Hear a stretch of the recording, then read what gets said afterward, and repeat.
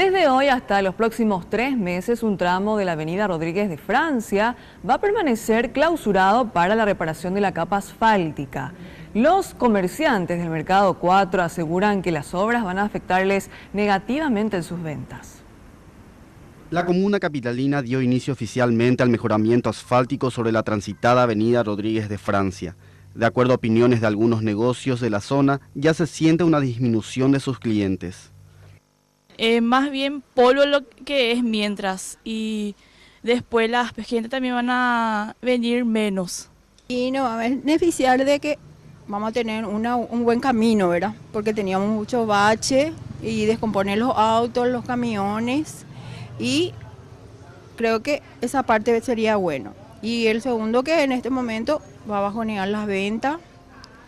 La gente pues siempre viene, quiere bajarse acá, quiere subirse acá enfrente de los negocios. Y en eso va a bajonear más las ventas. Bastante. Ahora, en este momento, dicen que 3 meses va a durar la obra. Y ahora no va a perjudicar por el tema del polvo.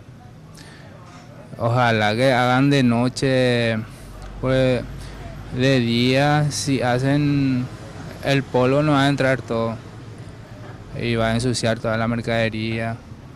Pero después sí va a ser muy bueno una vez que esté toda la obra. El tránsito de salida a Asunción será la más afectada, especialmente en horas pico. El jefe municipal de tránsito señaló que varios agentes se encuentran en la zona guiando a los automovilistas para que el tránsito sea lo más fluido posible. La avenida Rodríguez de Francia, con dirección este, saliendo del centro hacia la terminal, se va a bloquear, está bloqueado ya en Capitán Figari. En Capitán Figari llega, tiene que ir a la derecha, una cuadra, la calle Ana Díaz, y continúa por Ana Díaz hasta Proce de Mayo. Ahí ya toman el itinerario nomás de cada, porque los transportes públicos también van a circular, por ahí lo que están circulando por Rodríguez de Francia, que cruzan por el mercado. Un dato curioso es que apenas arrancada la obra, el tractor de la empresa concesionaria se descompuso, aparentemente por falta de mantenimiento.